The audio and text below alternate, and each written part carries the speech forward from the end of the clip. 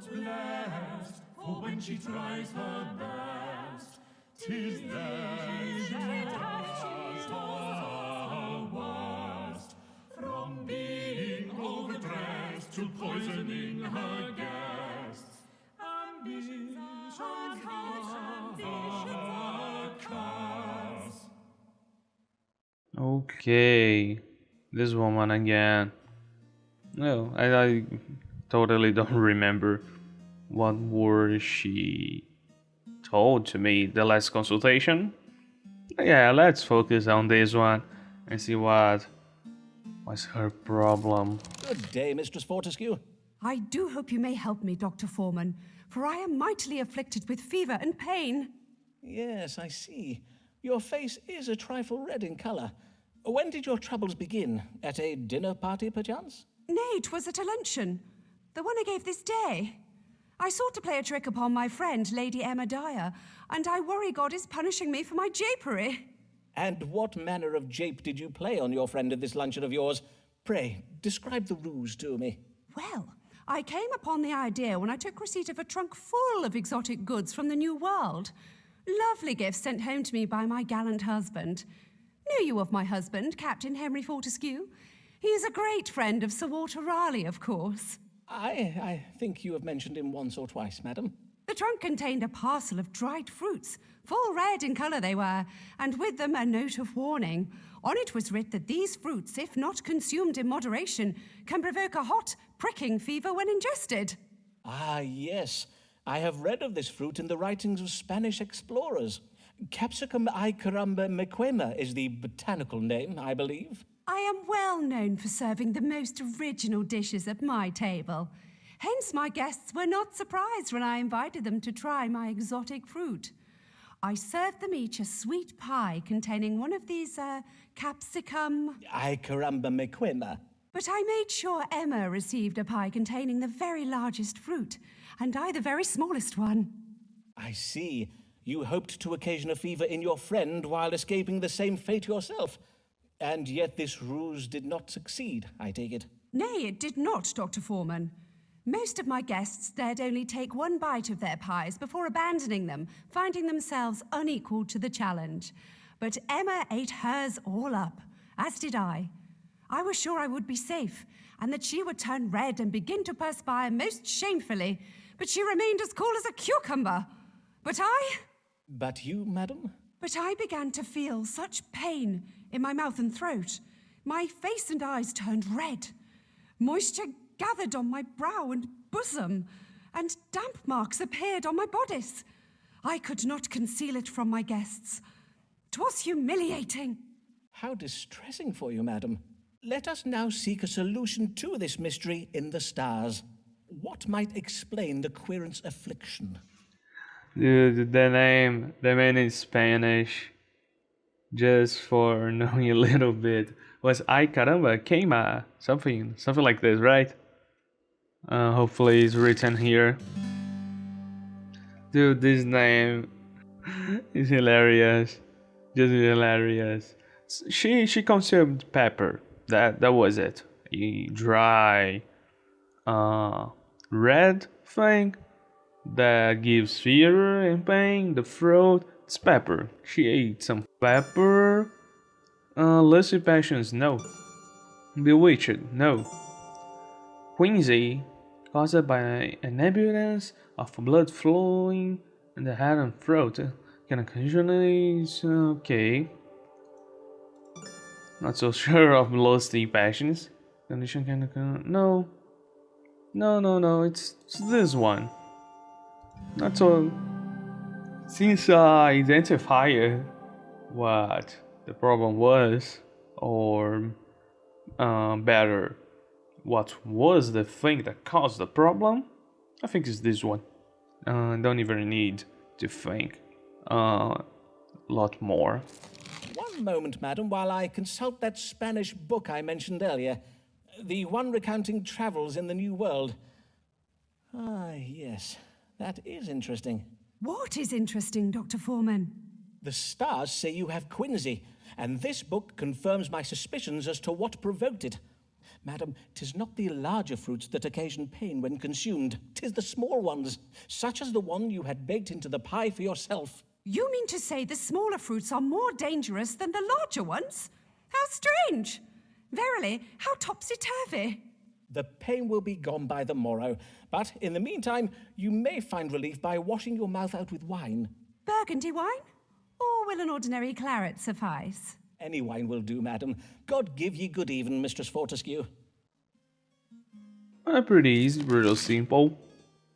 Still have more consultations with her. Please. Yeah, I'm going.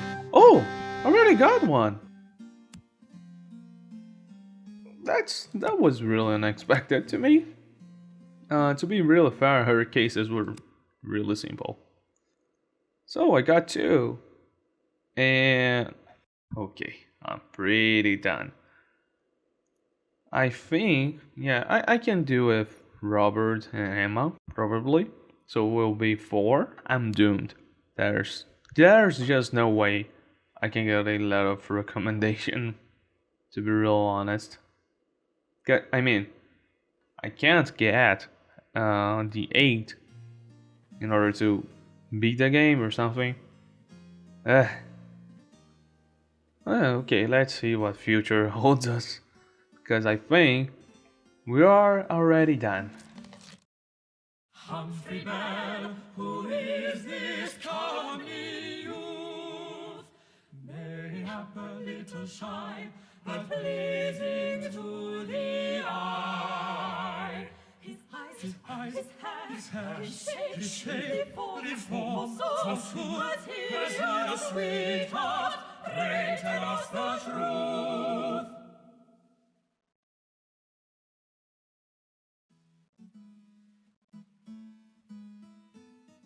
A new character at this point of the game. Actually not expected this. Yeah, there's nothing much I can say about him. But I think if we consider that under Cybele and under Emma there's another 2 characters that are undiscovered, and this guy is one of them, I'm still doomed because I need Robert and Emma recommendations, which are the ones that are better in points. That I still need those new 2 characters and another 2 from those ones. And the only ones that are decent are Alice and John. Oh my. I'm not so sure if I should still go after those letter of recommendations or just give up on them. There's still a little bit of hope here, but not that much, to be honest. But let's see, Humphrey Bell. What a weird name to write. Let's see what this young, shy, and beautiful boy has to offer to us. Don't even know who is him. I want to know him. Good morrow, young sir. Methinks this is your first consultation, Mr. Humphrey Bell, sir. And how may I do you service this day, Mr. Bell? I want to get lean in that. You wish to become lean, you say? And why would you need to be any leaner than you are now? You do not appear at all overplump. Indeed, you appear to be a young man in the full vigor of health. Yay, but I do the lady parts though, innit? You do the lady parts. Oh, I see. You are a player who plays feminine roles upon the stage. Yes, I think I recognize you now. You play for Lord Chamberlain's men, do you not? The company of players led by Will Shakespeare, Richard Burbage, and Will Kemp, among others. Aye, sir. I play for them as a hired man, and next month I'm to play a fairy queen in a play we're doing for Lord Hunston at his daughter's wedding. But bossman Burbage says I'm too plump for the role. Humphrey, your girth does make it difficult for an audience to imagine you getting up out of your fairy throne, let alone flying. Yes, I think I understand. It would imperil the audience's suspension of disbelief, thus breaking the fourth wall, as you players so call it. Ah, sir, indeed. Mr. Burbage worries much for them scenery walls, for he says my rear end is of such a size 'tis liable to smash right through 'em. Anyways, Mistress Burbage told me that to fit into her gowns, she bids herself chunder after eating. Might you give me some herbs for that or something? And Mistress Burbage would be Richard Burbage's wife, I presume. Well, to judge what would be most effective in your case, I shall need to consult the stars. What should Mr. Humphrey Bell do to become leaner? Okay, simple problem. Let's see the solution. Humphrey may provoke a downward purging from his fundamentals by introducing imbalance of phlegm. Not so sure. Humphrey may induce upward purging from his stomach by consuming canis sico excrementum to induce. No, that's probably unhealthy. Humphrey's condition has been provoked by chronic overconsumption of food. He must commit an underconsumption of food if he hopes to become leaner. Yeah, that can be. I'm gonna be with this one. Let's not think too much and go with our hearts. I mean, my heart.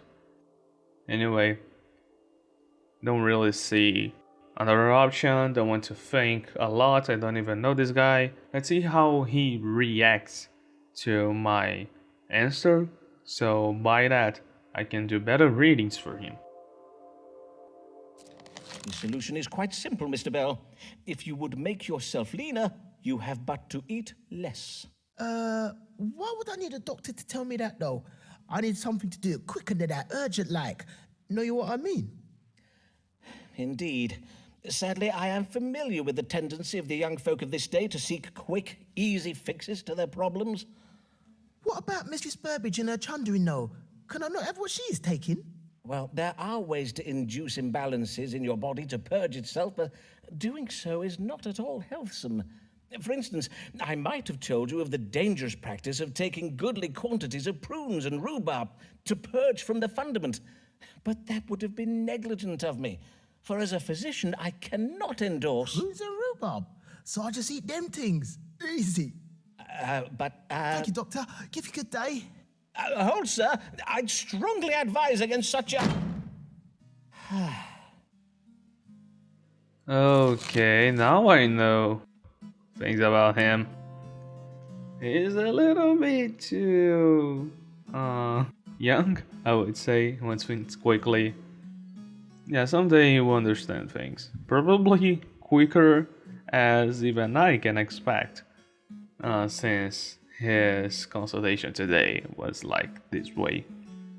Mr. Shakespeare spoke truth about Dr. Foreman. His doctor is banging. It's banging? Okay, man, that felt weird.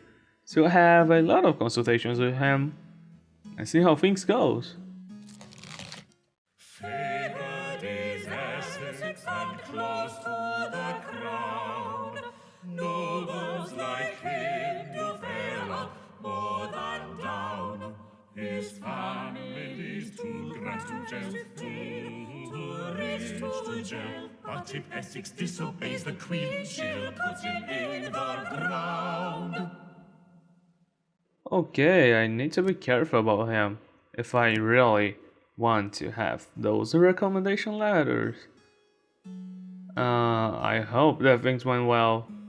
I think I told him something about the Queen to be closer to her, something like this. I can't recall exactly. It's always hard to remember what happened before on our consultations. I think probably this game should have let me watch my past history right now with this character, because I certainly don't remember what was my last result with him, and that's definitely impactful on the next ones. But anyway, let's see what he has to say, and let me try to get that recommendation letter. Good day, my lord. I must own, your lordship's visit to my chambers does surprise me, for I'd believed, well, indeed all of England believes, that you are in Ireland at present. Did anyone see me? No? Good. Now, bid your manservant close the shutters. As your lordship pleases. William! William! Pray close the shutters. Yes, all of them. And fetch us some candles. I pray the counsel you give me this day be wise, sirrah, for I find myself in the most desperate of predicaments. And the last advice I gave you? That of offering to lead a military campaign to put down the Irish rebellion? I trust it worked to win back the Queen's favour. Indeed, the parade given to send you off was most impressive. I was there. Did you see me? I did wave at you. Nay, I do not imagine you would have seen me. So great were the crowds. Yes, my offer to lead the campaign was well received by the Queen. But there was a fatal flaw in your advice. Oh, and this flaw was? Is it not obvious? I had to verily go to that midge-ridden bog-hole and try to put down the Irish. God's breath! Have you seen the Irish? They are savages. That Irish chieftain O'Neill and his band of fen-born brutes are especially bad. Forsooth, they sound most fearsome. 'Tis a mercy you escaped with your life and are now back home safe in England. Nay, I am not yet safe in England, I fear. For when the Queen finds out that I made a truce with O'Neill, heaven only knows how ill she will take it. Even my leaving Ireland without her permission will doubtless vex her. Then the Queen has not been informed of your return? Nay, she knows yet nothing of it. I am at present taking refuge with my sister, the Countess of Devonshire, at her country estate. But I cannot hide there forever. Hence, I am come to you this day so that the stars may advise me on how I may extract myself from my current predicament and win back the favour of the Queen. Then let us see what the stars advise. How might Lord Devereux escape the displeasure of Her Majesty the Queen and regain her favour? Okay, I don't care about a lot of recommendations of this guy anymore.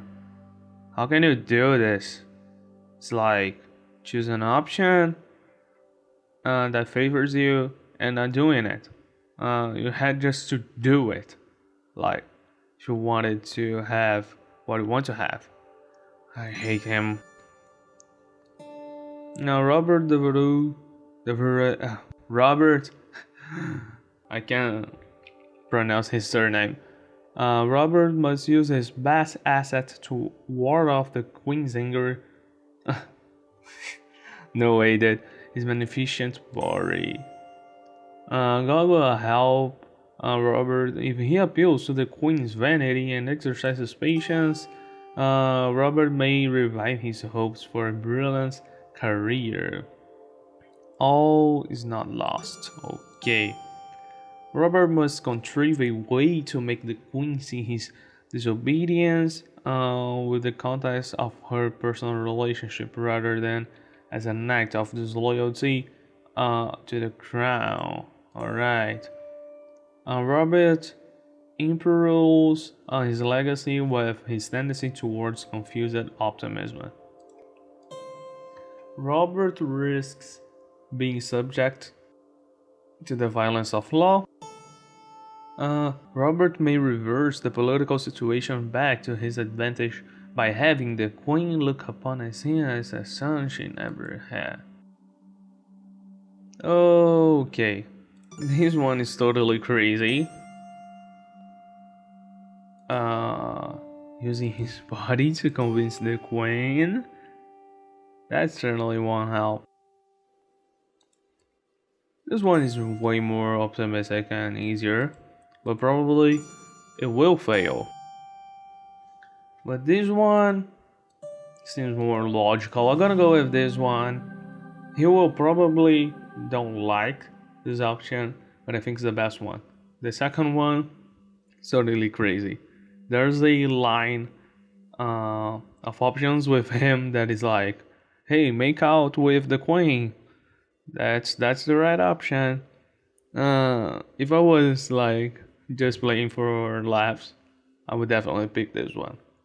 But I'm try-harding at this game. I probably should have not done this, but I want to make the right things, you know. So let's see. Probably I won't be getting a lot of recommendation. Maybe I have just one other consultation with him. If that's not the last. No, let's see. The stars foretell of violence enacted by officers of the law. Ah, verily. 'Tis doubtless a beheading. Forsooth, I do enjoy a good beheading. Well, 'tis likely to be a trifle more elaborate than that. If the Queen is particularly vexed, it will start with a quick hanging until just before the point of death, followed by a disemboweling and emasculation. Ah, yes, of course. Whereafter the gentleman is invited to watch his own entrails and privy parts being lightly grilled upon an open fire before he is chopped into 4 separate pieces, A quartering, I think you mean? which, as etiquette dictates, are then to be parcelled up and sent as gifts to any friends and family members unable to attend the ceremony. Ah, yes, splendid. An execution with all the trimmings. Verily, whilst a simple beheading can be a most elegant entertainment, 'tis a trifle too, well, continental for my taste. Why, 'tis oft over in mere moments, whereas a full English execution keeps one entertained throughout the whole morning. Though I fail to see what this has to do with... God's breakfast! You mean I am the one to be hung, drawn, and quartered? Well, yes, very possibly. I am afeard the only course left to you now is to humble yourself before the Queen. The stars suggest you might be able to convince her to look upon you as the son she never had. A naughty, wayward child who has rebelled against his parent. With time and patience, she may forgive you. In truth, 'tis not the worst of ideas, and it might even clear the path for the possibility of...